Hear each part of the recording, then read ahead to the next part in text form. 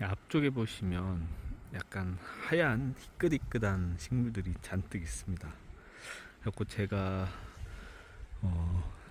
떡쑥인 줄 알았는데 여기 와 보시면은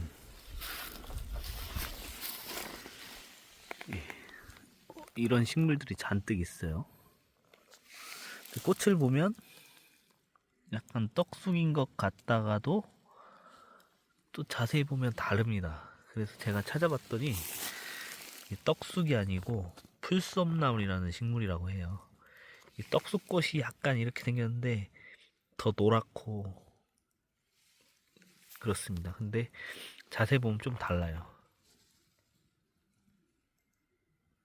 네, 그래서 검색을 해보니까 풀솜나물이라는 식물이더라고요.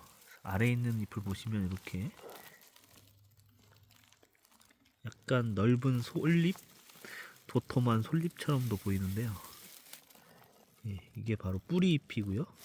뿌리잎에도 뒷면에는 털이 좀 있습니다. 네, 이렇게. 그래서 우리가 아는 솜나물하고 비슷하게 흰색 털이 많은 식물인데요.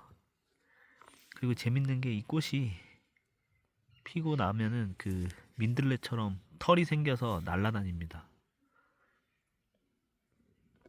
그리고 이게 주변에 되게 많이 있잖아요. 이 밑에 줄기가 땅 속에서 이어져서 엄청나게 번식을 한다고 해요. 네, 그리고 이름처럼 어렸을 때는 나물로 이용도 가능하다고 하는데 저는 이거를 처음 봤습니다. 이렇게 생겼습니다. 이것도 자주 풀솜나물, 미국 풀솜나물 등 유럽에서 들어온 귀한 풀솜나물들도 있고, 이거는 그냥 흔하게 볼 수 있는 풀솜나물 종류로 보여집니다. 또 종류가 좀 몇 가지 있더라고요.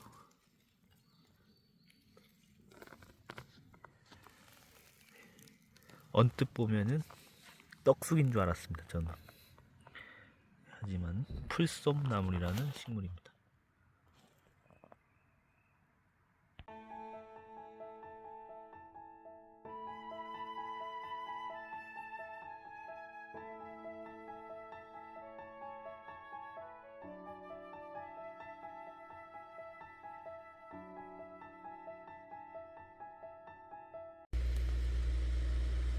노박덩굴에 꽃이 피고 있습니다. 노박덩굴은 덩굴성 나무죠. 네. 이렇게 언뜻 보면 그냥 나무 같은데 이렇게 줄기를 타고 다닙니다. 이 나무는 꽤 크네요. 자세히 보시면 꽃이 작긴 한데 암수 땅그루이기도 하고 같은 그루에서 암꽃 수꽃이 같이 나오는데요. 이 암술이 길게 나온 것이 암꽃이라고 합니다. 보면은 암술이 짧은 게 있고 긴 게 있죠. 길게 나온 게 암꽃이라고 하네요.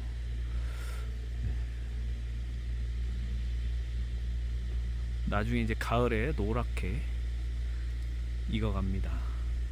생양명은 남사등이라고 해서 우리 등이 들어간 식물도 있잖아요. 등이 들어간 식물은 덩굴성 식물입니다. 배풍등이라는 식물도 있죠. 배풍등도 덩굴성이고요. 개요등이라는 식물도 있죠. 그것도 덩굴성 식물입니다. 덩굴성 식물은 이제 등이라는 한자가 붙는 것 같아요. 노박덩굴의 잎과 꽃의 모습이었습니다. 이제 좀 져가는 단계인데요. 네, 잎을 보여드리면 이렇게 생겼습니다. 근데 덜꺽나무일까요? 가막살나무일까요? 이쪽을 보시면 그 실모양 타겹이 없죠. 그리고 덜꺽나무가 꽃이 먼저 피고 가막살나무는 나중에 핍니다. 와, 이 벌레가 꽃가루를 잔뜩 묻혀가지고 하얗게 변했습니다. 그래서 이제 늦게 피기 때문에 지금 피는 것들은 거의 가막살나무라고 보시면 됩니다. 덜꽁나무는 조금 더 빨리 피더라고요. 근데 이런 가막살나무도 덜꽁나무처럼 잎이 좁은 경우가 있네요. 그러니까 잎만 가지고 구분하시면 안 되고 그 타겹, 실 같은 타겹을 보고 구분을 하셔야 됩니다. 꽃이 예쁜데요. 져가는 단계라서 조금 아쉽습니다. 네, 이거 보시면 이게 꽃이거든요. 수영하고도 조금 비슷한데 더 작고 키가 그렇게 크지 않습니다.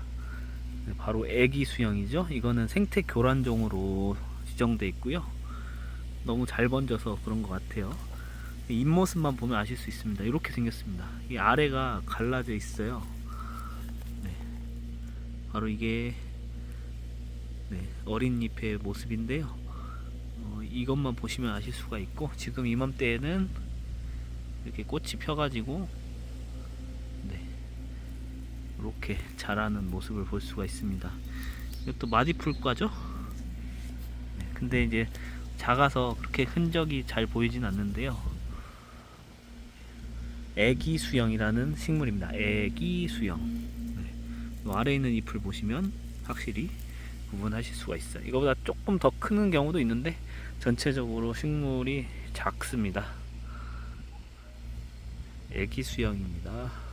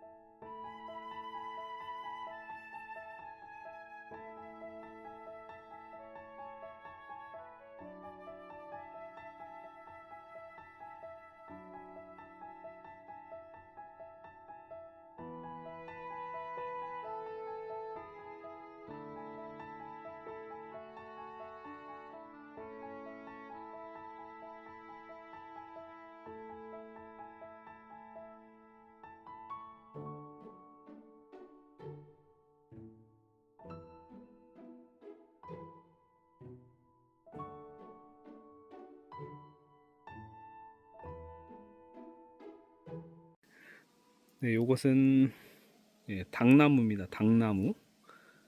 언뜻 보면 잎이 약간 뽕나무 같기도 한데요.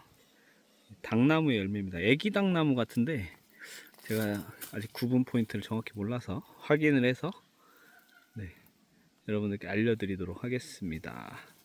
이 당나무 열매가 이렇게 생겼어요. 신기하게 생겼죠? 약간 동그란 열매에 빨갛고 긴 털 같은 것이 이렇게 달려 있습니다. 나중에 이게 빨갛게 익는데요. 아래쪽으로 이렇게 돌려보면 열매가 많이 달렸죠. 그리고 잎은 어긋나기로 달리네요.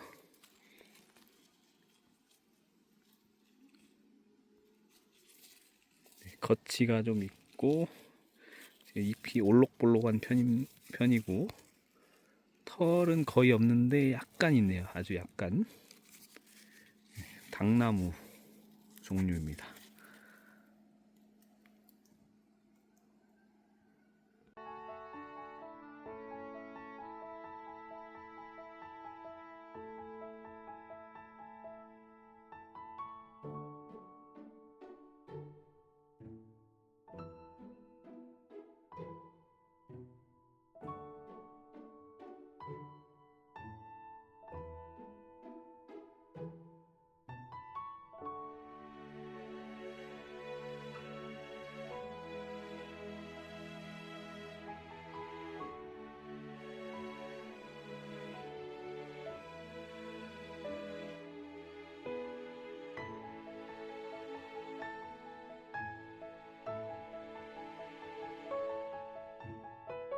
네, 안녕하세요. 사냐초 아이랜더입니다.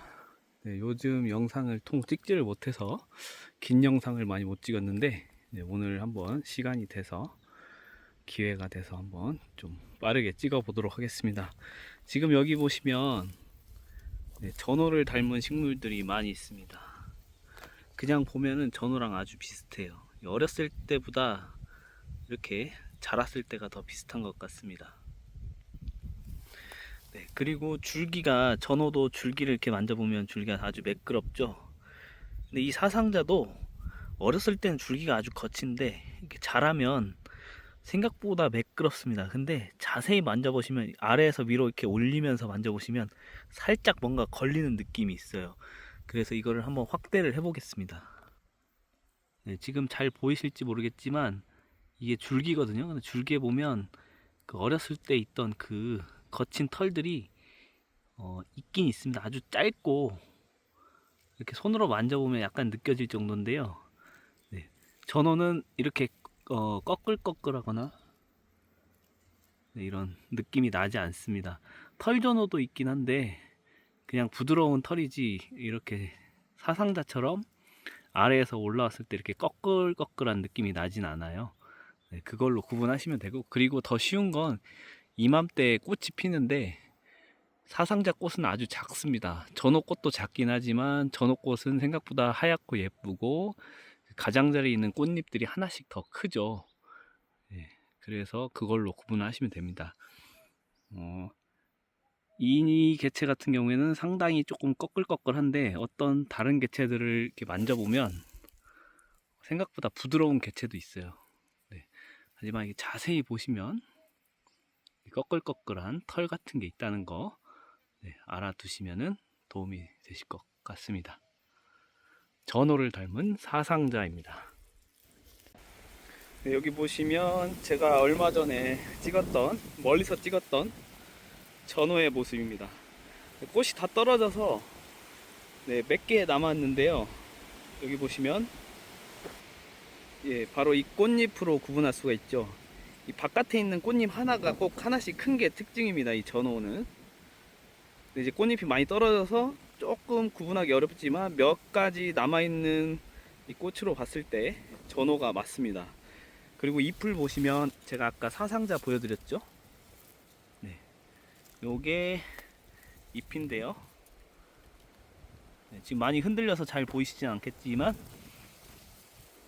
아까 보셨던 사상자 잎하고 아주 흡사하게 생겼습니다. 그리고 줄기도 보시면 사상자랑 크기가 좀 비슷해요. 하지만 자세히 보시면 그 뻣뻣한 털이 보이지가 않죠. 만져보면 아주 매끄럽진 않긴 한데 그 거친 특유의, 사상자 특유의 거친 털이 없습니다. 만져보시면. 근데 이 전어가 어렸을 땐 매끄러운데 요게 약간 느낌이, 뭔가 거슬리는 느낌이 약간 있습니다. 하지만 사상자처럼 그렇게 아래로 향한 털들이 없기 때문에 사상자만큼은 거칠진 않은 것 같습니다. 그래서 이맘때는 꽃이나 이 줄기에 그 거친 털 유무, 그런 것으로 확인을 하셔야 될 것 같아요. 이제 전어 씨앗이 좀 상당히 길쭉한 편이네요. 이게 바로 씨앗의 모습이고요.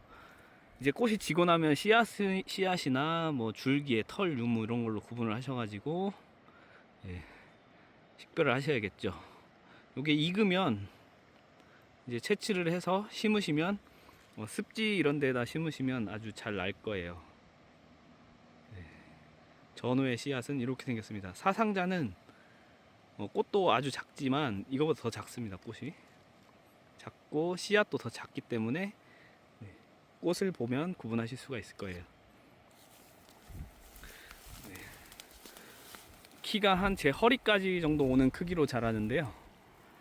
습지 주변에 꽃을 확인하시고 꽃이 없으면은 줄기랑 열매를 확인하시면 될 것 같습니다. 지금은 많이 경화가 돼서 드실 수는 없어요. 먹어도 그렇게 맛은 없더라고요. 이른 봄철에 이제 올해 발견하셨으면 내년 봄철에 채취를 해서 드시면 되겠죠.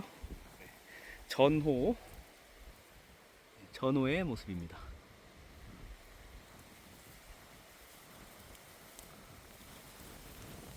오늘 바람이 너무 많이 부는 것 같습니다. 여기는 그 개울가인데요. 지금 보시면 두 가지 식물이 동시에 있습니다. 사실 요거 먼저 찍으려고 왔는데 여기 물냉이가 있습니다. 이게 바로 물냉인데요. 물냉이는 이렇게 복엽, 냉이처럼 복엽을 가지고 십자화과 식물이죠. 내장의 꽃잎이 십자처럼 생겼다고 해서 십자처럼 난다고 해서 십자화과 혹은 배축과 이렇게 불리는데, 요것은 이제 물냉입니다. 워터크레스라고 해서 외국에서는 조금 맛있는 식물로 각광을 받고 있다고 하고, 우리나라에도 최근에 조금 알려져서 드시는 분이 있긴 하지만 그렇게 많이 알려진 식물은 아닙니다. 보통 이런 개울가에 있어서 사람들이 더럽다고 생각을 해서 드시지 않기 때문에 그런데 저도 사실 맛을 많이 보진 않았어요. 이번에 좀 소개해드리면서 저도 한번 맛을 한번 봐보도록 하겠습니다. 한번 씹어볼까요? 무슨 맛인가?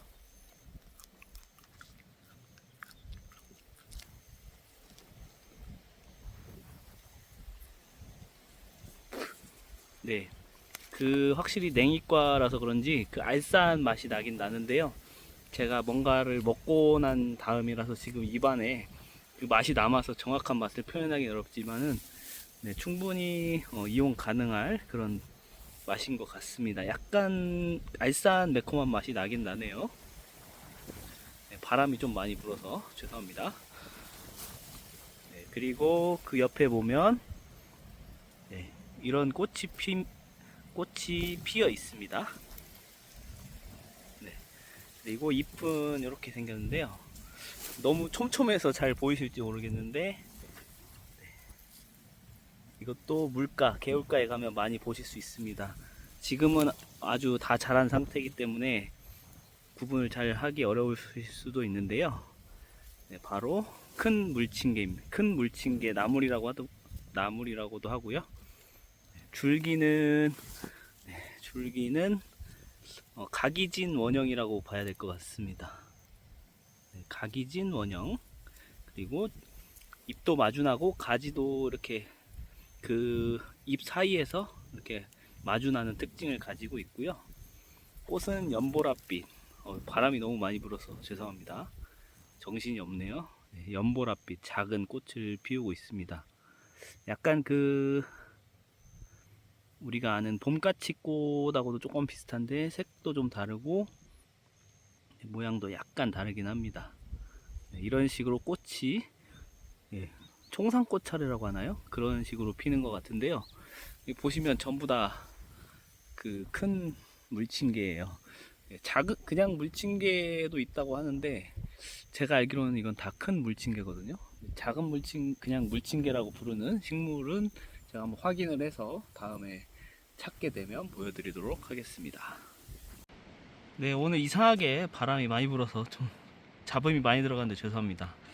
아까 그 큰 물침개를 보여드렸죠. 근데 큰 물침개 말고 이 작은 물침개를 찾았습니다. 제가 아직 정확한 구분 포인트는 모르겠는데 확실하게 지금 같은 시기인데도 이렇게 작습니다. 크기도 작고, 특징은 마주나기나 이런 꽃의 모양이나 꽃의 색깔 이런 것들은 거의 동일합니다. 그래서 제가 지금 추측이긴 하지만 확인해 보겠지만 이게 물침개가 맞는 것 같습니다. 아까 그 냇가에서 보여드린 거는 엄청 큰 물침개였죠. 이게 바로 작은 그냥 물침개로 보여지네요. 말씀드렸다시피 기본적인 뭐 마주나기나 잎의 모양이나 꽃의 형태나 색깔 이런 것들은 매우 흡사합니다. 보시면 여기도 물가예요. 여기 보시면 강변입니다. 제가 한 번 더 확인해보고 맞는 것 같지만 여러분들께 정확하게 이름을 알려드리도록 하겠습니다. 저도 큰 물침개만 봤지 이렇게 작은 물침개를 자세히 본 건 처음인 것 같아요. 보이시죠? 바람이 많이 불긴 하지만 오늘 이렇게 작은 물침개들을 여러분들께 보여드릴 수 있는 좋은 기회를 찾았습니다. 대체적으로 키가 30cm 내외예요. 더 작은 방금 보신 녀석들은 키가 더 작고요.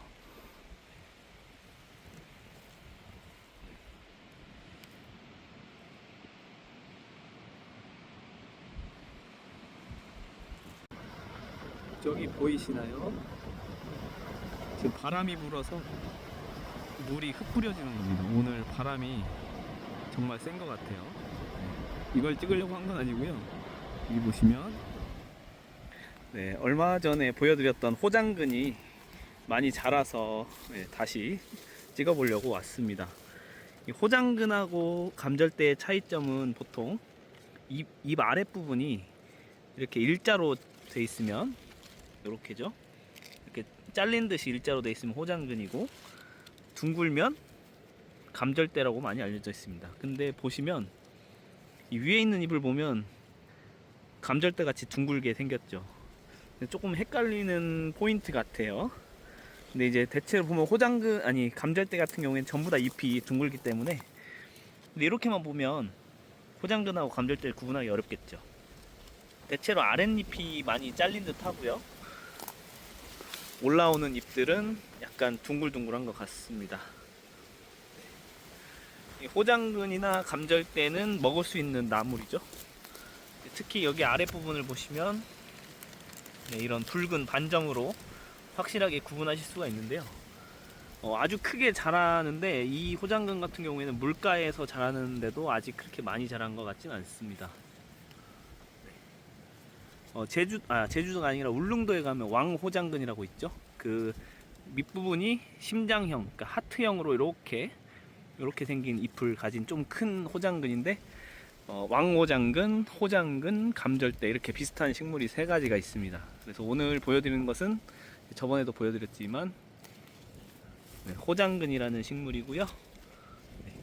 윗부분은 가지가 좀 가느네요. 아랫부분 같은 경우에는 꽤 굵은데, 이 개체는 굵지가 않은 것 같아요. 그리고 엄청 단단합니다. 이게 굵어서 좀 부드러운 대나무 같은 느낌을 줘서 이렇게 똑똑 부러뜨려 가지고 아삭아삭 씹을 수 있는 그런 식감의 식물인데요. 지금 찍고 있는 개체는 그렇게 크지도 않고, 여기 가려져서 잘 안 보이는데, 이것도 큰 편인데도 상당히 가늡니다. 오늘은 이번에는 호장근을 보여드렸습니다.